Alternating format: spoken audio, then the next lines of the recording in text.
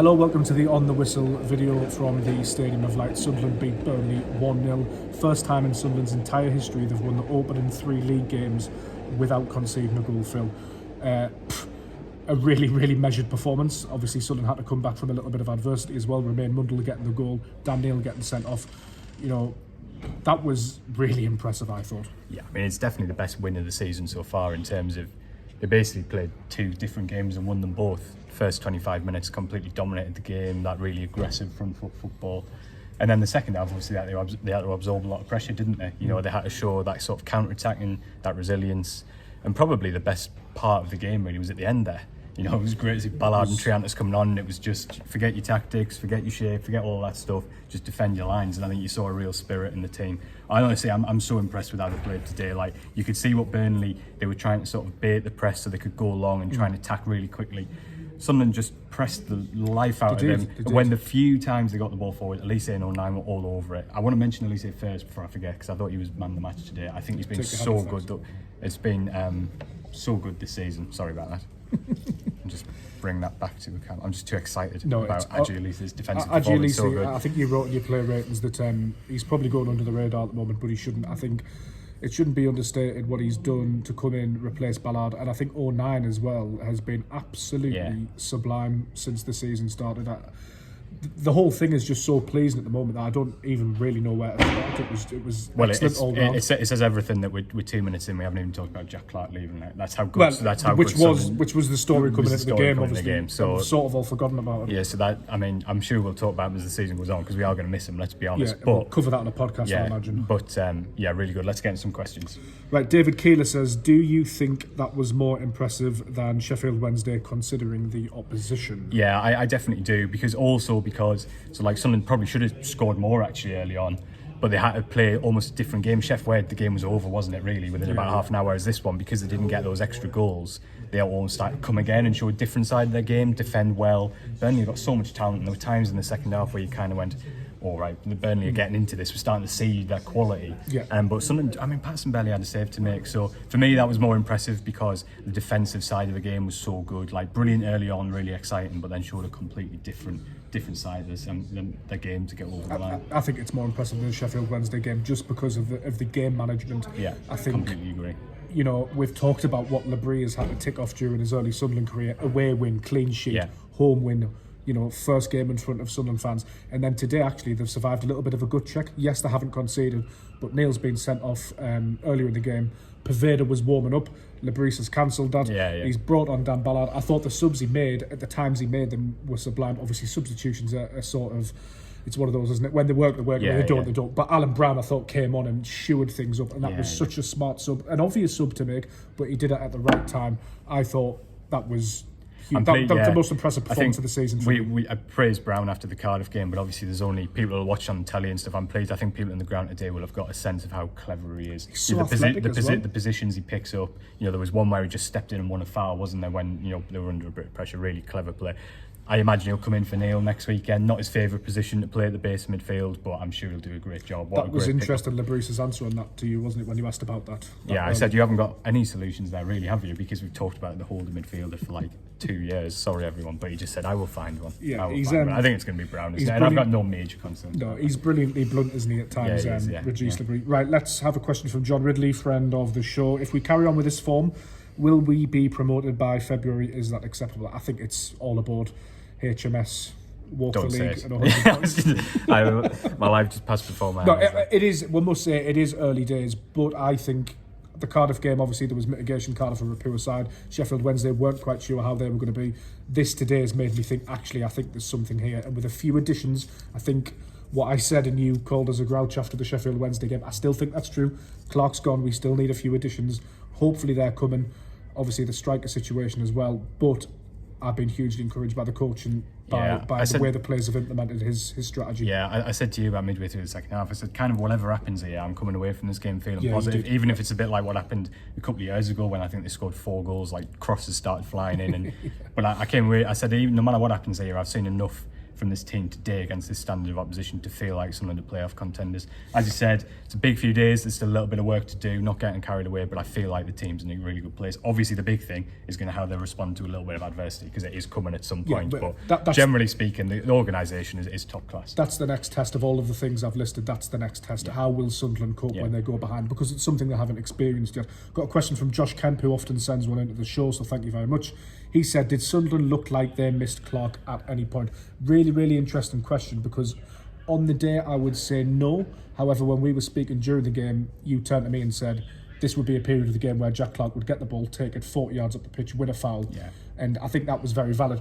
Whilst we might not have missed him in terms of the result, I think in terms of how important a player is, just how good he is, you're always going to miss Jack Clarke. Romaine Mundle did well today, got the goal, fantastic, but he's not Jack Clarke. And I think the ceiling that Clarke broke through the last couple of years was doing it every week. Like, there's a lot of players with Clarke's talent. The thing for him was he was able to get the point where he was able to do it over and over again.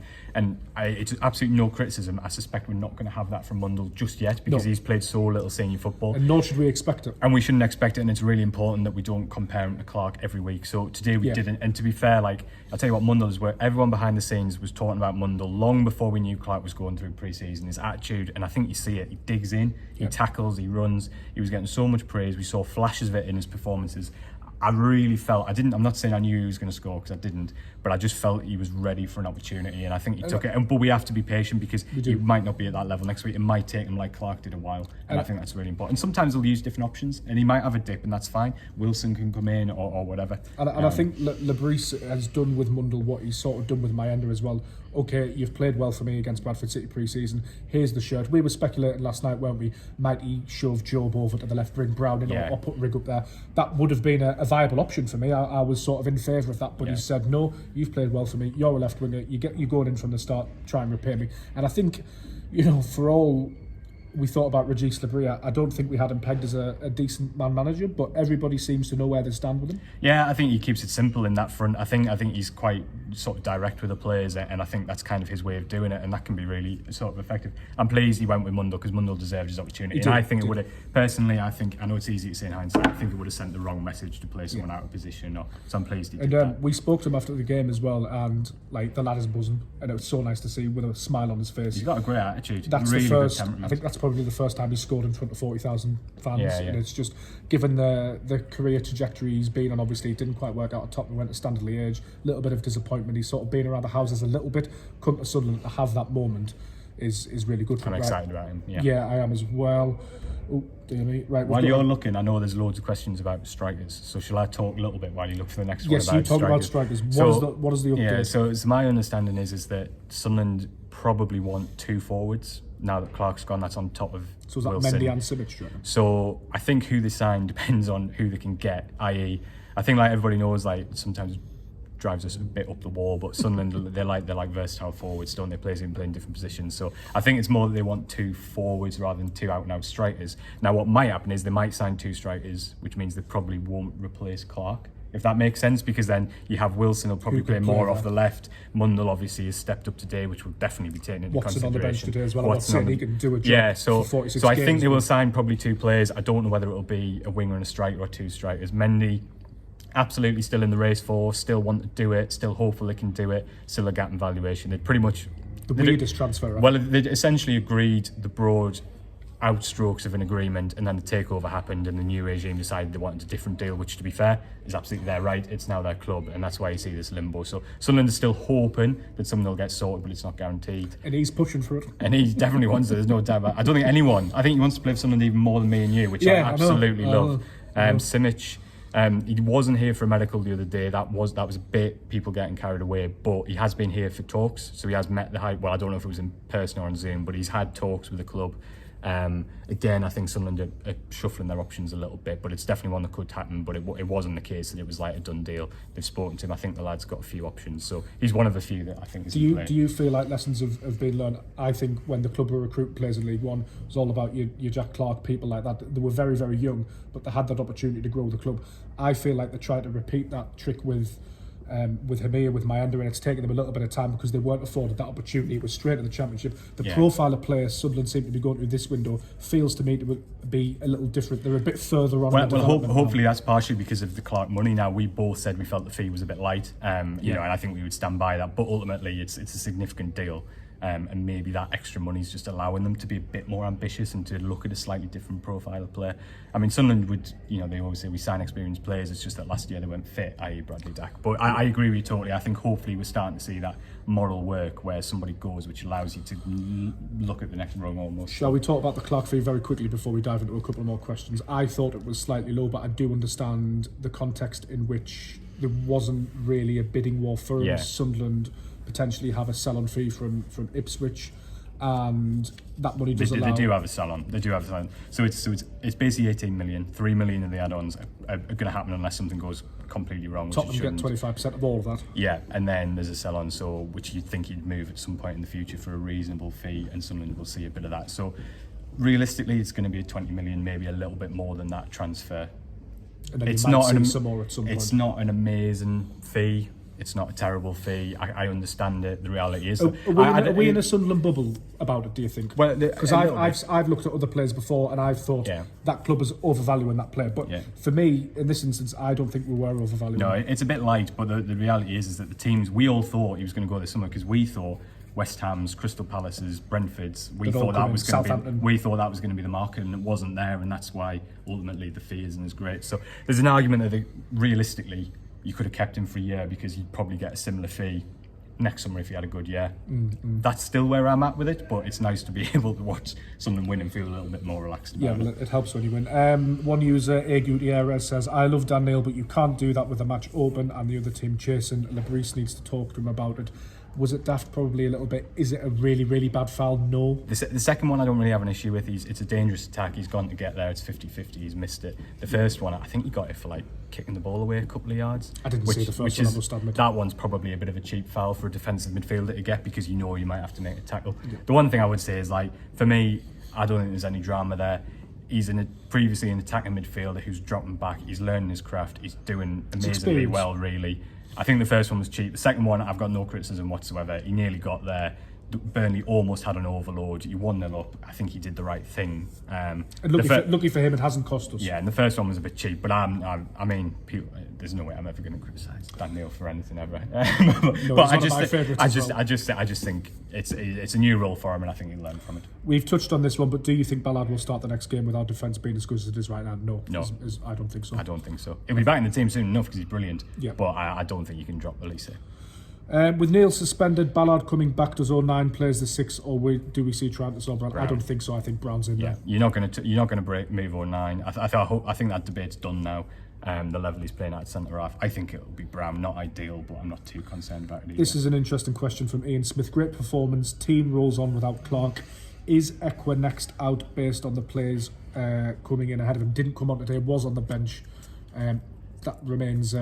It's a possibility, but the only insight I can give you is that as of like yesterday, everything I've heard is that at the moment the bids are just absolutely not there. Yeah. So there's Ekwa, I think, would consider a move because he's not in the team and he's not close to it at the moment. Sunderland would consider selling him for the exact same reason. But at the moment, from what I understand, the bids just aren't there. And when Udinese first came in, when I had the conversations with people, they said the offer isn't particularly serious. They're not showing a real intent to come and get him because of the level they've offered. So at the moment, I don't think it'll go, but that could obviously change quickly. It's definitely a possibility. But the one thing I would say is people are talking as if it's a little bit inevitable. At the moment, I don't think that's the case. Is it a bit of a catch-22 in the sense that Sunderland value Ekwa at a certain level of money, which is absolutely fair enough, but he's actually not in the team at the moment, so any bids coming in, they're going to be looking at that thinking, hang on a minute, you value him at this, and that's part of the game. But let's be honest, if Sunderland sold Ekwa on the cheap and he goes to another club and starts playing like he did when in those like that Southampton game last year, then we're going to. And I actually think we'll need Ekwa at some point. Sometimes you need a little bit of patience. I'm quite relaxed about that. Should we end by just talking a little bit about He's laying down a bit of a marker there, confirming Al-Shish and Bar. Yes, it that was the main takeaway from said there's a way back for them, but said that, he picked, they'd have to work hard. Al-Shish I'm surprised by, Bar not so much. Bar's been a bit unlucky and he had a pre-season injury, which I think held him back a bit. But yeah, Al-Shish has showed a decent attitude, so I'm a bit surprised by that, but he's really laid a marker down there. I don't think either of them will go, but he definitely said it's a possibility, so that's one to watch. 15 minutes, I think we should call it there. I think. Yeah, I think that's a good stint. Thank you for doing all of the questions. We've been doing all of the questions, sending all of the questions in. We appreciate it. We'll be doing a raw pod maybe Tuesday. Tuesday probably, yeah. Bank holiday Monday, and we're both off, which is nice. How are the lads, man? How are the lads, man?